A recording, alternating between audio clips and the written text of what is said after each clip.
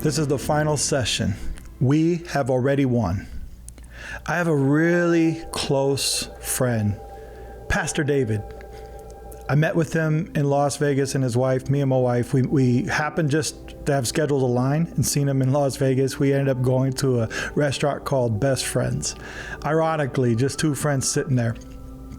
And I was able to share with him, things that God was speaking on my heart. He shared back. And you see, Pastor David was going through cancer at the time and survived two different relapses of cancer and was going into a third one that had arrived. And so having conversations with him at that dinner were real deep. I'll never forget. And we both made a promise at that table to write a book one day based on both of our stories. And a year later, he was in town on the islands and was able to pull him into a podcast and asked him, where does he get his strength from, going through all those and surviving those. And he shared a significant analogy and gave a powerful scripture. You see, I can do all things through Christ, Philippians 4:13. Is what he shared. And he shared a similar story that I want to share with you in an analogy that's connected with me. You see, I am a Golden State Warriors fan. I love Golden State. I love their system. I love their coach. I love Steph Curry. I love the team ownership. I just love everything about it. Brought joy to watching basketball again for me. I don't miss a game. I pay for a Hulu subscription and I record everything. If I can't get to the live game on time, I'll go watch it. But we have phones nowadays and you can't miss sometimes when a notification comes up. And I will see the score and we sometimes lose, but sometimes I'll see we win. And then there's times I'll see we'll win by like maybe 2 points. On those occasions, man, it's so exciting. I'll sit down and where I watch my team, I got the big screen, get everything ready to watch the game. Me and my wife, we get chips and dip and go grill and just kind of put a little mini party together to go watch the game. But mind you now, I already know we won and we won by 2. So my perspective shifts completely how I'm watching a game compared to when I'm watching a game live. When I'm watching a game live, it's so stressful. I'm so into it.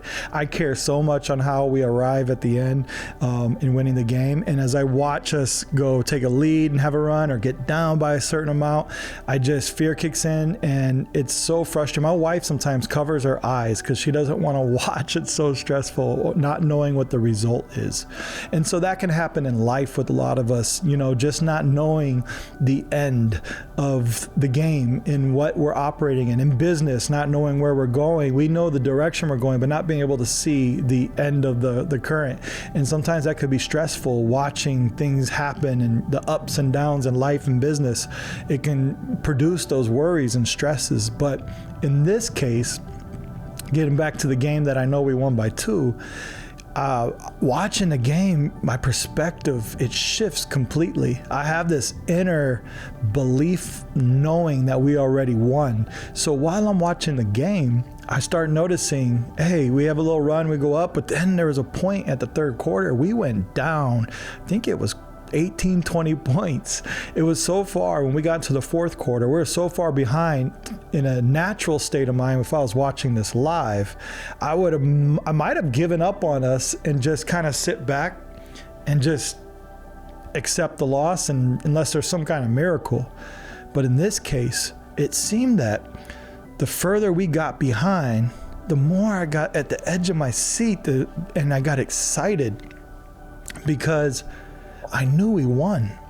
And with the perspective that was happening is I started to operate my internal belief system in moving forward and getting more excited for what was to come. And looking at this in real life, and it just connected to the story of finishing the game. We had one of those flurry Currys. He's hitting threes. Klay Thompson was hitting threes. It was a playoff game. It took it all the way to the last second where Curry doesn't call timeout and he ends up shooting a half-court shot to win the game. And that's where we won the game. And, looking at this in real life, I went through experience when I was young and got to experience Jesus in our first house fire.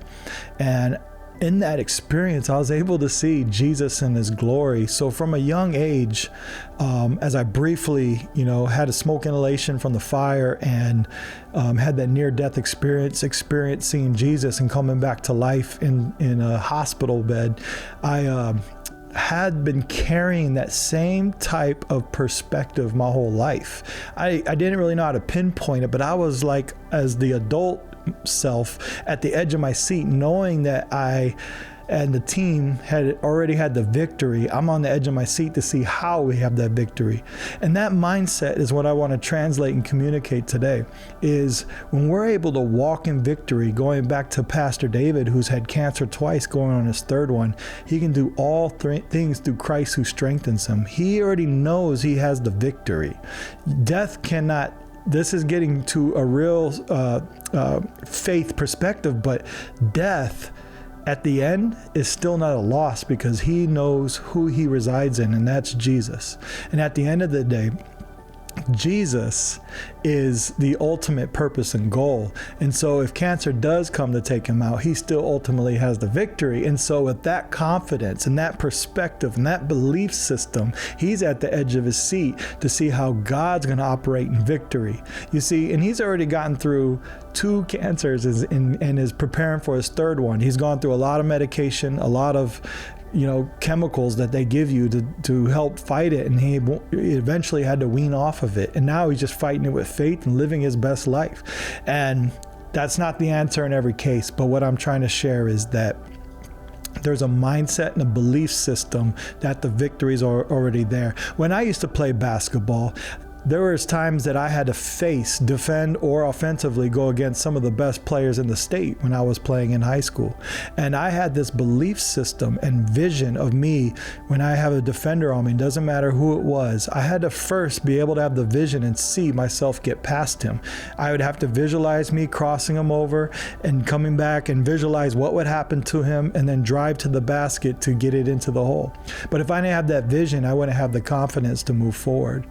I grew up in Peoria, Illinois, where we used to have circuses, which are famous across the nation, but in the Midwest, they were probably more typical than usual. As you can recall, Wizard of Oz and the old style circus comes in town, and that's what I used to experience as a young kid. They would bring in all the lions, elephants, and talented people, put up the big tent, and you would get your popcorn, go in. And during these experiences, I remember seeing these huge, strong elephants that would just be tied with a rope and then tied to a small stake in the ground.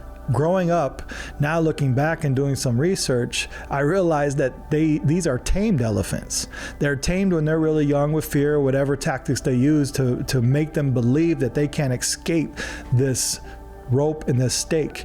And there's a point when they're the most massive animals on the planet, they could just, with the strength that they have, they could just rip that stake out. But because of what was injected to them in their belief system when they were young, they believed that they were trapped. You see, the victory that we have in Jesus, imagine 2 elephants now. You have one that's free, that's not chained, and you have one that's got the rope and has a stake in the ground. But imagine a sign that says, same strength, but stuck. You see, many leaders are like adult elephants, still stuck because they believe they can't break free. Our limitations are often mental, not physical. Jesus has set the way to set you free, transform and renew your mind. You see, God is set Jesus on the cross to die and resurrect, to offer us grace and salvation and set us free, so our mental belief system can know that we now have the victory through God, through the builder of all things. When we operate as leaders and in business, we have to even look to what is our purpose. You see, when we have our lens and we're looking through our perspective of things, and we're trying to take a picture of perception and awareness of what's around us and in what direction we're going. And when you find the direction and the fulfillment of the direction you want to go, that's what we call purpose. And that is the vision of why we do things. I was on a humanitarian trip in the Navy where we went to a remote island to rebuild some schools that we had blown up in the past. So the humanitarian trip was to reconstruct what we destroyed. And when we went over there, our purpose and our mission on that ship was to get to the island, to all the workers on the ship would come out, get the resources we need from the helicopter or whatever's on island, take them to the property that needed to be constructed. We all came together as a team, as a purpose to rebuild these schools. And that was our purpose. So before we even took off, we knew our purpose, right? And so we knew what direction we were going, but to finish it and accomplish it in efficiency and to the highest level of excellency and to fulfill, we needed a why. And that's where significance kicks in, because there was a half of the crew that didn't have a why. And they went through the mission with us, same ship, same construction, same build. And as it was being built, a lot of them just were disconnected and went back on the ship and left unfulfilled. But there was another group that had a connection of why. Why were we rebuilding the school?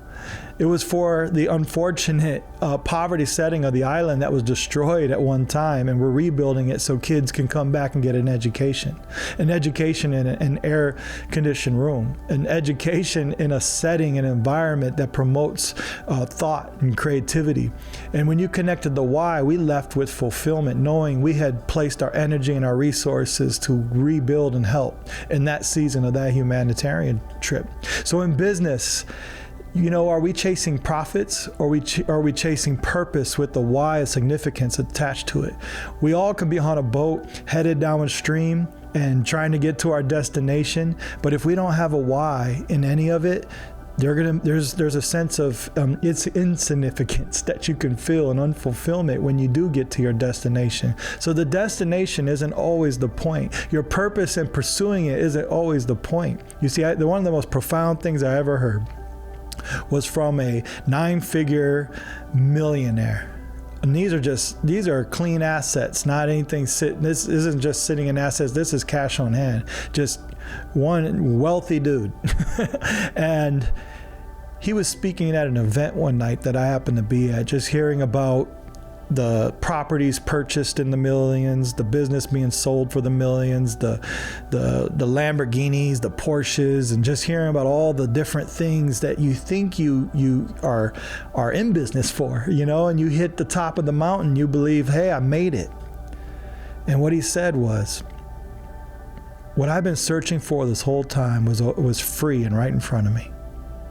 So you can go down this path for all these successful worldly things that we're taught, but when you don't have a why or significance tied to it, you could be wasting energy and resources down a path to this place of purpose that doesn't have a why attached to it. Questions I want to ask you are, where have I been living like the game isn't already won? Number 2, what past chain is still holding me even though I've outgrown it?